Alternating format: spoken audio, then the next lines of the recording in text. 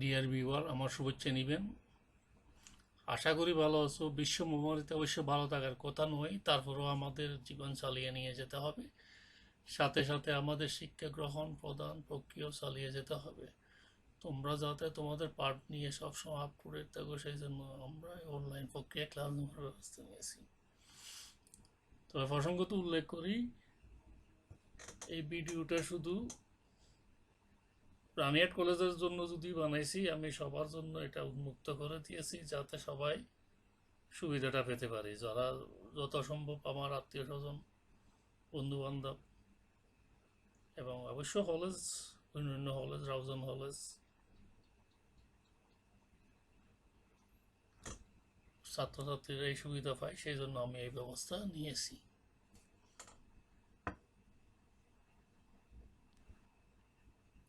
আমি আগে ক্ষমা চেয়ে নিচ্ছি।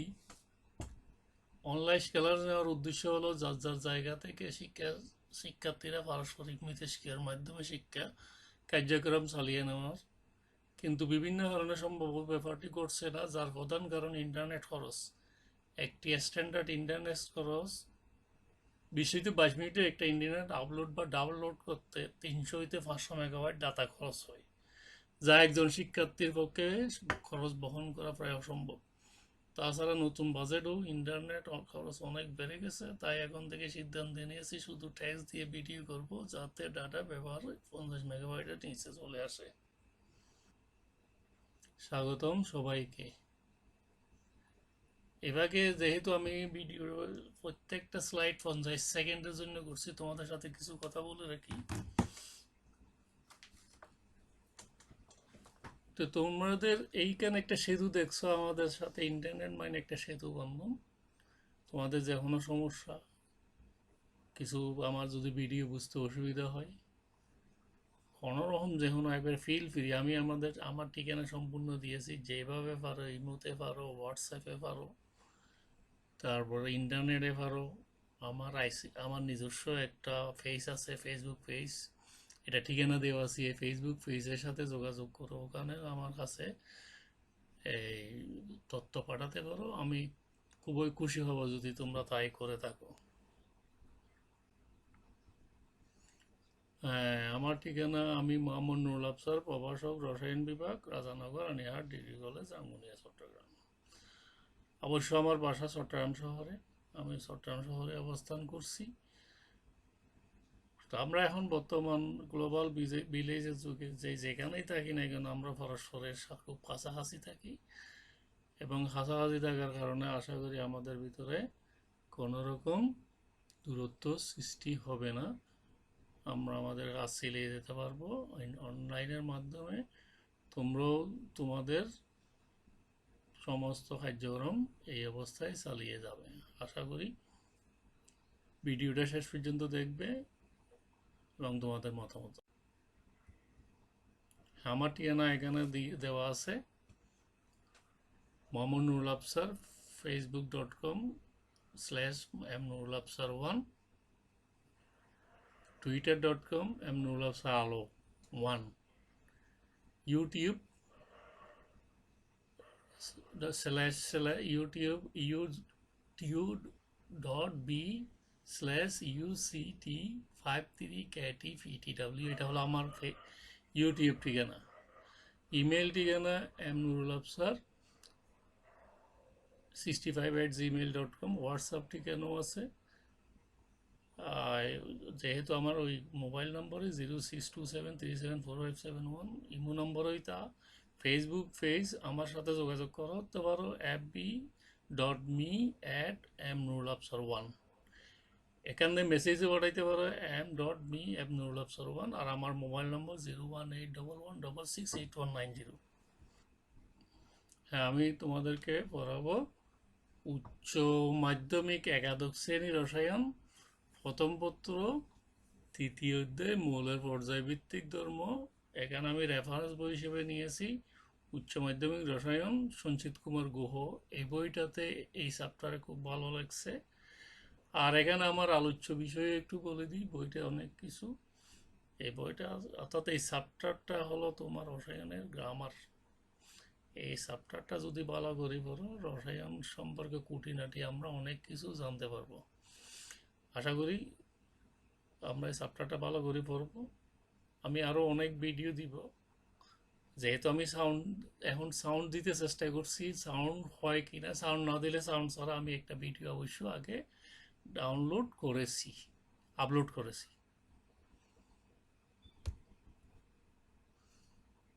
হ্যাঁ, পেরিয়ডিক টেবিল দেখো, পেরিয়ডিক টেবিলের মধ্যে এখানে একেবারে ডিটেইল দেওয়া আছে। পেরিয়ডিক টেবিলটা আমি আগের ভিডিওটাও দিয়েছি, খুব ইম্পর্টেন্ট জিনিস। তোমরা এখানে 128টা মৌলের নামও সরাসরি পেয়ে যাবা, 118টা। তো এখানে গ্রুপ ভিত্তিক, যেহেতু তোমার পর্যায় সারণীতে এখানে যে বিষয়গুলো আলোচনা করা হয়েছে সেটা হলো আয়নীকরণ বিভব বা শক্তি, আমি শক্তি হিসেবে উল্লেখ করেছি, ইলেকট্রন আসক্তি এবং তড়িৎ ঋণাত্মকতা।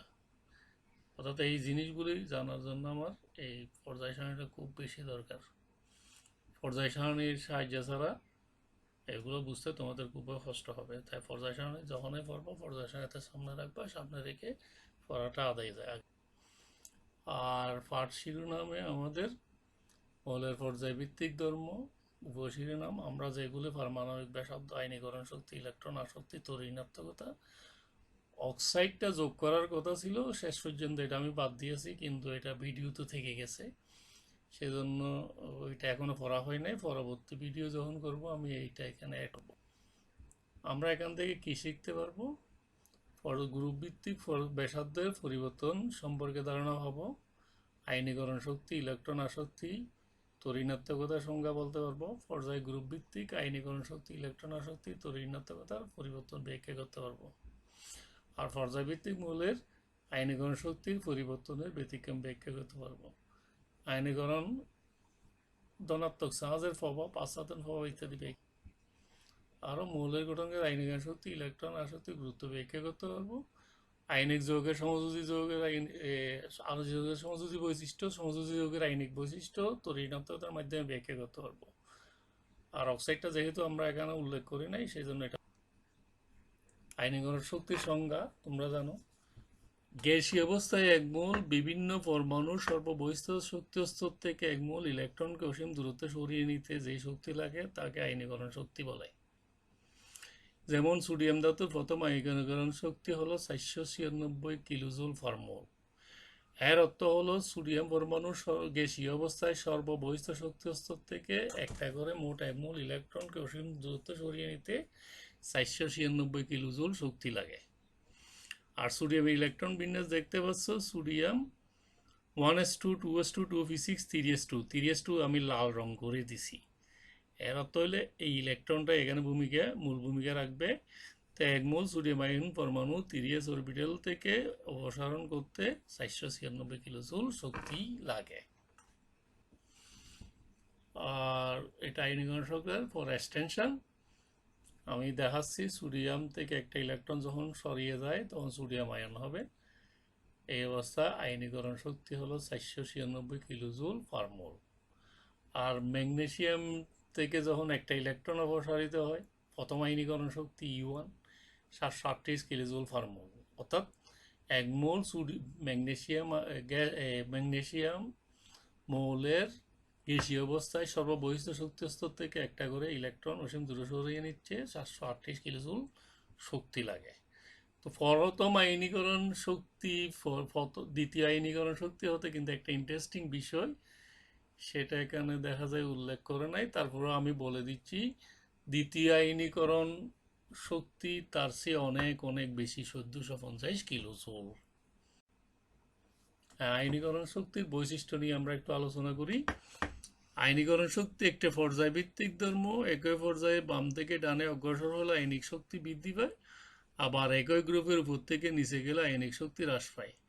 এই ব্যাপারে তোমাদের স্থির তড়িৎ শক্তি সম্পর্কীয় কুলম্বের সূত্রটি পদার্থবিজ্ঞান থেকে শিখে নিবে। আমি সূত্রটা এখানে উল্লেখ করছি, FCM মানে কুলম্বিক বল, আকর্ষণ বল 1/4 phi epsilon naught k।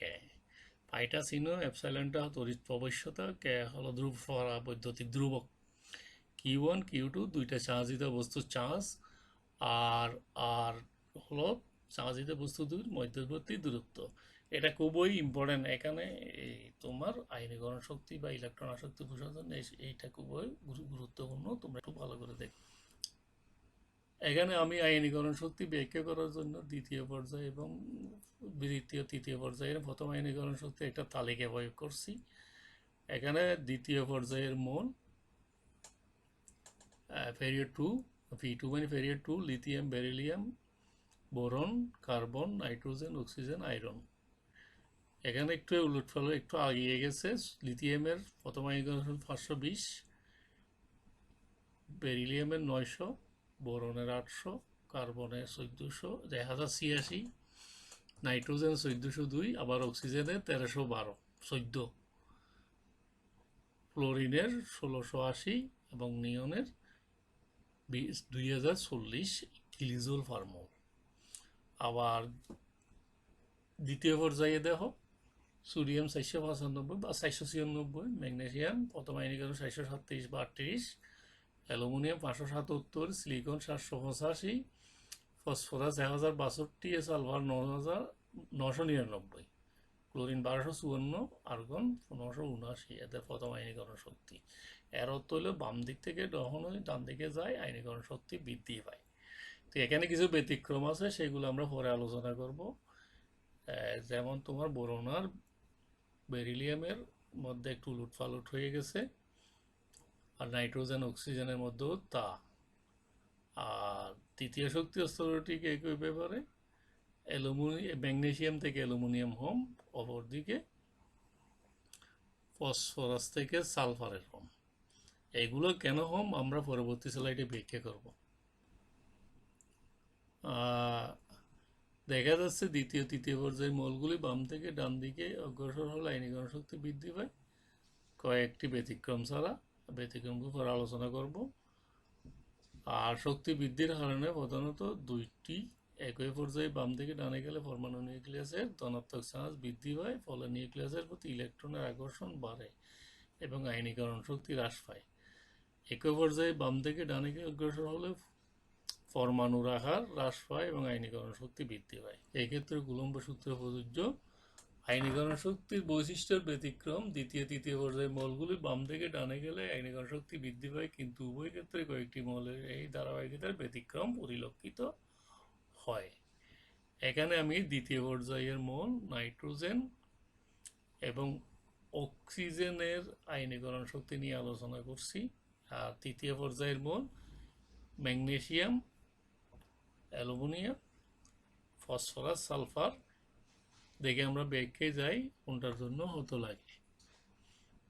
তাহলে এখানে তোমার পরবর্তী স্লাইডে যাই। পরবর্তী স্লাইডে আমরা যাচ্ছি, এটা একটু দ্রুত করতে হবে কারণ আমার সময় 1 মিনিট দিয়েছিলাম প্রতিটা স্লাইডের জন্য, এখানে সময় একটু বেশি লাগতেছে।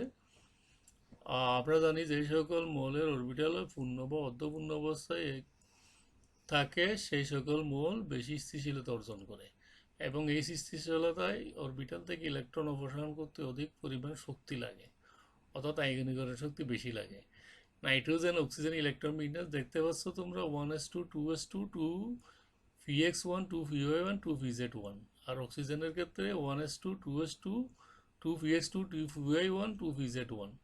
তো ইলেকট্রন বিন্যাস থেকে আমরা কি দেখতে পাচ্ছি? আমরা দেখতে পাচ্ছি নাইট্রোজেনের যোজনশীলের সবগুলো অরবিটাল অর্ধপূর্ণ, সুতরাং এই অরবিটালগুলি অধিক স্থিতিশীল। অপরদিকে অক্সিজেনের শেলের আমি এই স্লাইডটা একটু সংক্ষেপ করতেছি, তোমরা একটু ভালো করে পড়ো, সময় চলে যাচ্ছে সেজন্য। এখন দেখো আয়নীকরণ শক্তির ব্যতিক্রম আরও আছে। অনুরূপভাবে তোমরা বেরিলিয়াম বোরন, তো বেরিলিয়ামের থেকে বোরনের আয়নীকরণ শক্তি বেশি হওয়ার কথা প্রথম আয়নীকরণ, কিন্তু বেরিলিয়ামের বেশি। এটাও তোমরা আগের এর মতো ম্যাগনেসিয়াম এবং অ্যালুমিনিয়ামের মতো ব্যাখ্যা করতে পারো। অনুরূপভাবে আমরা নাইট্রোজেন এবং অক্সিজেন যেভাবে ব্যাখ্যা করছি ঠিক একইভাবে ফসফরাস ও সালফারের আয়নীকরণ বিভবের পার্থক্য তোমরা ব্যাখ্যা করতে পারবা একইভাবে। আর এখানে যেহেতু আগের স্লাইডে আমরা কিছু আলোচনা করি নাই, সেই আলোচনাটা একটু সেরে নিই। ওখানে আমি দেখাইছিলাম নাইট্রোজেন আয়নীকরণ শক্তি বেশি, কারণ এটা ইলেকট্রন যোজনশীলের পি অরবিটালটা অর্ধপূর্ণ, আর অক্সিজেনটা অর্ধপূর্ণ থেকে একটা বেশি, সেই জন্য আয়নীকরণ শক্তি নাইট্রোজেন। যা হোক, পরবর্তীতে আসি। আর যেগুলো দ্বিতীয় আয়নীকরণ শক্তি বেশি, কারণ হলো কোনো ইলেকট্রন ত্যাগ করার পরে একটি ধনাত্মক চার্জে চার্জিত হয়, ফলে নিউক্লিয়াসের ধনাত্মক চার্জের সাথে যোজন শক্তি স্তরে বাকি ইলেকট্রন আকর্ষণ বেড়ে যায়, আয়নের আকারও হ্রাস পায়, ফলে আয়নীকরণ শক্তি বৃদ্ধি পায়। তোমরা আগেই পড়ছো কুলম্বের সূত্র দূরত্ব যত কমে এই নিউক্লিয়াসে যাতে ইলেকট্রনের আকর্ষণ তত বাড়বে, অপসারণ করতে বেশি শক্তি লাগবে। আবার নিউক্লিয়াসের চার্জ যত বাড়বে একই ঘটনা ঘটবে, এই ধনাত্মক চার্জ সবসময় ইলেকট্রনকে নিজের দিকে বেশি টেনে নেবে। তাহলে এখানে দেখাচ্ছি ম্যাগনেসিয়ামে প্রথম আয়নীকরণ শক্তি অপেক্ষা দ্বিতীয় আয়নীকরণ শক্তি বেশি হওয়ার কারণ এটাই। তো ম্যাগনেসিয়াম প্রথম আয়নীকরণ 730, দ্বিতীয় 1450, যেটা আমি আগেটা উল্লেখ করিনি। এ কারণে প্রথম আয়নীকরণ শক্তি দ্বিতীয় আয়নীকরণ শক্তি অনেক বেশি প্রথম আয়নীকরণ শক্তি অপেক্ষা ম্যাগনেসিয়াম। আর এখানে একটু ডিটেল আর একটু কম দেখা উচিত ছিল, অনেকগুলি সময় চলে যাচ্ছে। আর ধনাত্মক চার্জে চার্জিত আয়নে রাখার নিষ্ক্রিয় গ্যাসে ইলেকট্রন বিন্যাসের প্রভাব, তো তোমরা এখানে পরে একটু দেখে নিবা স্লাইডটা একটু। আমি একটু যথাসম্ভব দ্রুত পড়ে যাচ্ছি। ধনাত্মক চার্জে চার্জিত হয়, পারমাণবিক আকার আয়নিক সাইজ ছোট হয়ে যায়, নিষ্ক্রিয় গ্যাসের ইলেকট্রন বিন্যাস অর্জন করে ব্যতিক্রম ছাড়া। আমরা জানি কোনো মৌলের আয়নীকরণ শক্তি অপেক্ষা ইহার ধনাত্মক চার্জ আয়নের আয়নীকরণ বেশি, আয়নিত হওয়ার পর এর আকার ছোট হয়ে যাওয়ার কারণে নিউক্লিয়াসের প্রতি পরবর্তী ইলেকট্রন আকর্ষণ বেড়ে যায়, ফলে আয়নীকরণ শক্তি বৃদ্ধি পায়। আর এক্ষেত্রে আমরা সোডিয়ামের প্রথম আয়নীকরণ দেখাচ্ছি 796, দ্বিতীয় 450। তো সোডিয়াম একটা ইলেকট্রন ছেড়ে নিষ্ক্রিয় গ্যাস আকার ধারণ করে, নিষ্ক্রিয় গ্যাসের আকার ধারণ করলে এটা অত্যন্ত স্থিতিশীল হয়। এখান থেকে ইলেকট্রন ছাড়লে নিষ্ক্রিয়তা ভাঙতে হবে, তো যেটা ভাঙা অসম্ভব, সেই জন্য সোডিয়ামের দ্বিতীয় আয়নীকরণ সম্ভব নয়। আর আরেক ধনাত্মক চার্জ এখানে সাজিত আয়নের আকার নিষ্ক্রিয় গ্যাসের ইলেকট্রন বিন্যাসে প্রভাব বিস্তার করে এখানের উপরে। আর কোনো মৌল যখন এর সর্বশেষ ইলেকট্রন ত্যাগ করে তখন নিম্নলিখিত ঘটনাটি ঘটে: ধনাত্মক চার্জে চার্জিত হয়, পারমাণবিক আয়নিক সাইজ ছোট হয়ে যায়, নিষ্ক্রিয় গ্যাসে ইলেকট্রন বিন্যাস অর্জন করে। আর আমরা জানি কোনো মৌল আয়নীকরণ শক্তি অপেক্ষা ধনাত্মক আয়নের আয়নীকরণ শক্তি বেশি, আর আয়নিত হওয়ার পর ধনাত্মক আধান ছোট হয়ে যায় এবং নিউক্লিয়াসের প্রতি পরবর্তী ইলেকট্রন আকর্ষণ বেড়ে যায়, ফলে আয়নীকরণ শক্তি বাড়ে। তো দেখাইছি এটা। তো অনুরূপভাবে সোডিয়ামের প্রথম আয়নীকরণ আলোচনা আগে করছি। আর পর্যায় সারণী একই গ্রুপে উপর থেকে নিচে গেলে আয়নীকরণ শক্তি কমে। আবার নিচে গ্রুপে আয়নিক শক্তি দেখানো হলো hydrogen, lithium, sodium, potassium, rubidium, caesium, francium, এগুলো আয়নীকরণ শক্তি বাম থেকে ডানে গিয়ে কমে যাচ্ছে।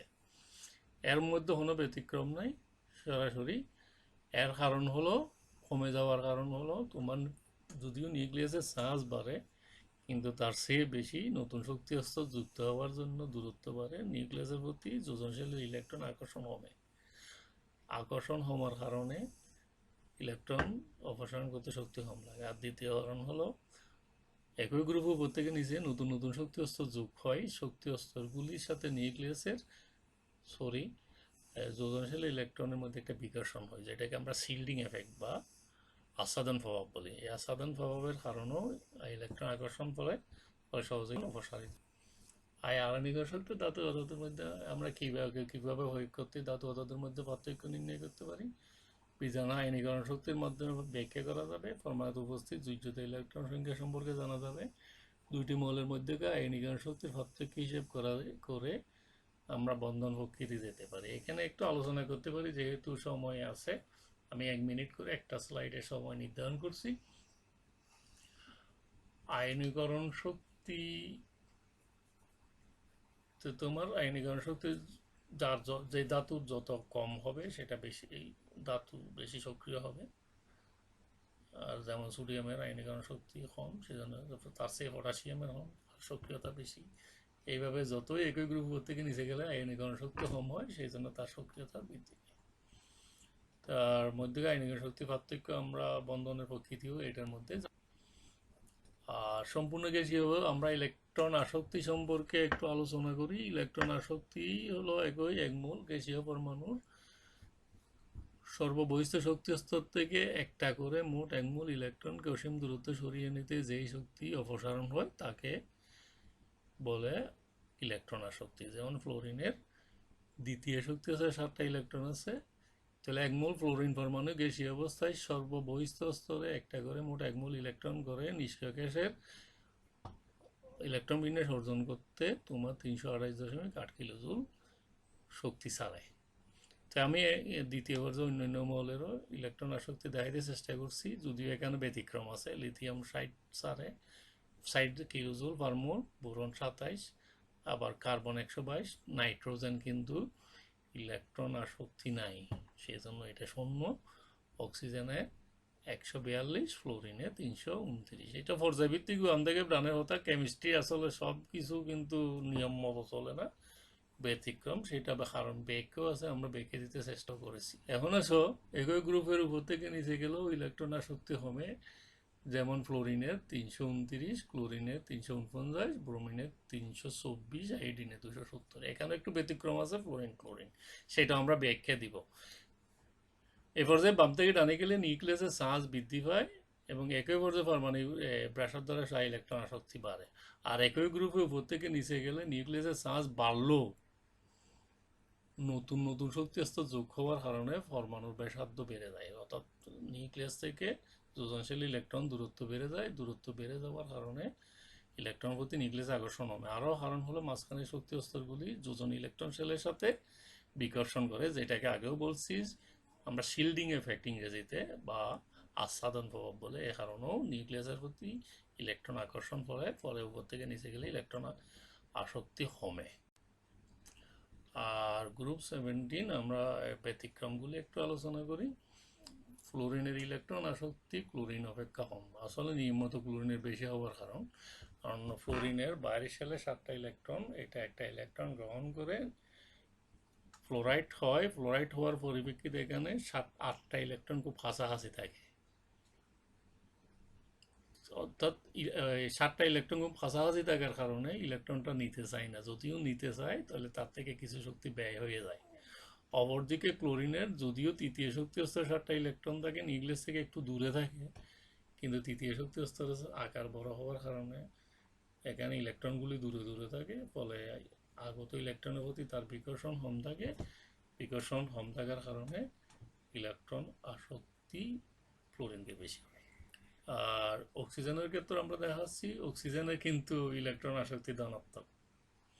এখানে যদিও প্রথমটা এক মোল অক্সিজেন 1 মোল ইলেকট্রন গ্রহণ করতে 142 কিলোজুল শক্তি ছাড়ে, দ্বিতীয় আবার 1 মোল অক্সাইড আয়ন, মনো অক্সাইড আয়ন 1 মোল ইলেকট্রন গ্রহণ করে ডাইঅক্সাইড আয়ন সৃষ্টি হতে 844 কিলোজুল শক্তি বাইর থেকে দিতে হয়।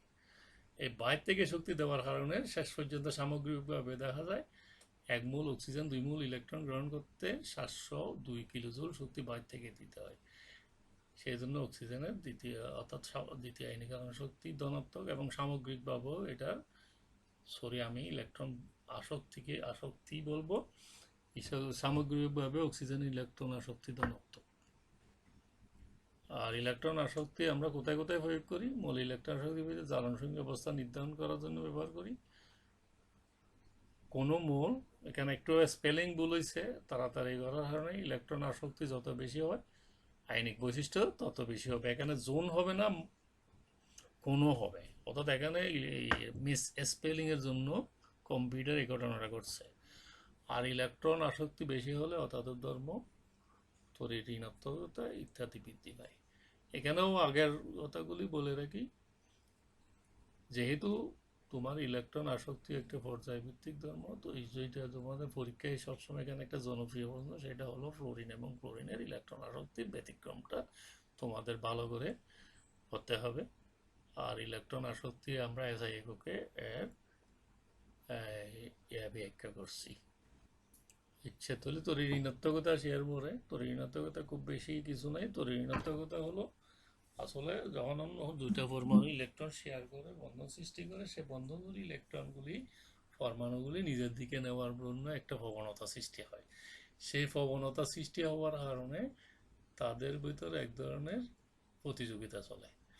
তাহলে যার তড়িৎ বেশি ইলেকট্রন তার দিকে যায়, অর্থাৎ আমরা এখন তড়িৎ ব্যাখ্যা করতে পারবো এটা হলো একটা জোড় ইলেকট্রন নিজে দিয়ে নিয়ে যাওয়ার প্রবণতা। তাহলে ইলেকট্রন আসক্তি বা আয়নীকরণ শক্তির মতো এর কোনো একক নেই। এটা পাউলিং স্কেলে এর মান নির্ধারণ করা হয়, মানটা হলো 0 থেকে 4 পর্যন্ত। এর কোনো ব্যতিক্রমও তেমন নাই। তবে ইলেকট্রন আসক্তি হলো তোমার পর্যায়ভিত্তিক ধর্ম, একই পর্যায়ে বাম থেকে ডানে গেলে ইলেকট্রন আসক্তি বাড়ে, আর একই গ্রুপের উপর থেকে নিচে গেলে ইলেকট্রন আসক্তি হবে। তো ইলেকট্রন আসক্তি আমি যেহেতু আগের স্লাইডের কথাগুলো এখানে বলতেছি, যে এখানে একটু সুযোগ আছে। একই পর্যায়ের বাম থেকে ডানে গেলে ইলেকট্রন আসক্তি বাড়ে, একই গ্রুপের উপর থেকে নিচে গেলে ইলেকট্রন আসক্তি কমে। ফ্লোরিনের ইলেকট্রন আসক্তি সর্বাধিক। তো ইলেকট্রন আসক্তি ব্যাখ্যা করার জন্য আমরা নিষ্ক্রিয় গ্যাসের হিসেবের বাইরে রাখবো, আর প্রথম পর্যায়কে বাইরে রাখবো, দ্বিতীয় পর্যায় থেকে শুরু করব। তাহলে ফ্লোরিন হলো দ্বিতীয় পর্যায়ের 17তম অর্থাৎ সর্বশেষ মৌল। তো সর্বশেষ মৌল হওয়ার কারণে এর ইলেকট্রন আসক্তি ওই পর্যায়ের মধ্যে সবচেয়ে বেশি। আবার ফ্লোরিন হলো 17তম পর্যায়ের সর্বশেষ মৌল হওয়ার কারণে আর ফ্রান্সিয়ামের তড়িৎ সবচেয়ে কম কেন সেটা আমরা ফ্লোরিনের মতো ব্যাখ্যা করতে পারি। ফ্রান্সিয়াম হলো একই গ্রুপের, অর্থাৎ তোমার প্রথম গ্রুপের সর্বশেষ মৌল, সেই জন্য হোক। আবার সর্বশেষ মৌল সপ্তম পর্যায়ে সর্বপ্রথম মৌল, সেই জন্য হন, সেই জন্য বলা হয় সবচেয়ে গ্রুপের প্রথম মৌল। এখন আমি তোমাদের যদি কিছু বাড়িয়ে হাত দিচ্ছি, সেই জন্য ফ্লোরিনের আয়নীকরণ শক্তি পেতে। আর অনুরূপভাবে আমরা ফ্রান্সিয়ামের তড়িৎ সবচেয়ে করে এটা সেটাও বল। আমাকে জানাবে, অনলাইনে জানাবে, টেলিফোনে জানাবে, যেভাবে পারো। আমি তোমাকে অনেকগুলি ঠিকানা দিছি, যেই মাধ্যমে পারো আমাকে জানিয়ে দিবা, আমি তোমাদের উত্তর দিতে চেষ্টা করব। আর তোমরা যদি বন্ধু বান্ধব কয়েকজন একত্রে থাকো, তাহলে তো সবাই দলবদ্ধ পারবে। ইলেকট্রন আসক্তি ও তড়িৎ মধ্যে পার্থক্যগুলি নিজেদের মধ্যে আলোচনা করে কতটুকু পারো সেই ব্যবহারে সিদ্ধান্ত নেবে। তো যত বেশি পারো তোমরা লিখবা, লেখে এটা খুবই ইম্পর্টেন্ট। যদি অনেকগুলো পার্থক্য তোমরা খুঁজে পাবে, বইতেও আছে, বই থেকে খুঁজে পাইয়ে লিখবা। তারপর আমরা এখানে অক্সাইড নিয়ে আলোচনা করার কথা ছিল, কিন্তু এটা কলবর বেড়ে যাচ্ছে বলে আমি আপাতত এখান থেকে বাদ দিলাম। এটা পরবর্তী কোনো স্লাইডে কোনো একটা ক্লাসে আমি আলোচনা করব। আমি তোমাদের সেই মাপ চেয়ে নিচ্ছি, আমার গলাটা ভেঙে গেছে, ভালোভাবে কথা বলতে পারতেছি না, সেই জন্য আমার শব্দ কণ্ঠটা ভালো আসতেছে না। এটা আমি আসলে অসুখ অনেকদিন যাবত ভুগতেছি, কেন অনেকটা। আর তোমাদের সাথে সবাই আসলে তোমরা জানো আমরা করোনার মধ্যে দিয়ে যাচ্ছি, খুবই খারাপ অবস্থার মধ্যে দিয়ে যাচ্ছি। বাংলাদেশে অনেক প্রবীণ লোক মারা যাচ্ছে, আসলে মনও খারাপ হয়ে যাচ্ছে আমাদের আত্মীয় স্বজন। তোমরা আগে নিজেকে সেভ করো, আগে লাইভ পরে লিভ, আগে বাঁচো পরে বাঁচার জন্য চেষ্টা করো, খাবার জন্য চেষ্টা করো। তো শুধু আমাদের আগে বাঁচতে হবে, সেই জন্য আমরা সবাই বাড়িতে থাকবো, প্রয়োজন না হলে বাড়ির বের হব না। আর যেহেতু এখানে আমরা অনলাইনের মাধ্যমে পড়ালেখা করতে পারছি, আশা করি তোমাদের এই ব্যাপারে কোনো অসুবিধা হবে না। আর আমরা সবাই আমাদের ধর্মীয় অনুশাসন মেনে চলবো। ধর্মীয় অনুশাসনে হলো নিজেকে ভালো রাখার সবচেয়ে ভালো। সবাইকে ধন্যবাদ, আবার পরবর্তী ভিডিওতে দেখা হবে। খুদা হাফেজ।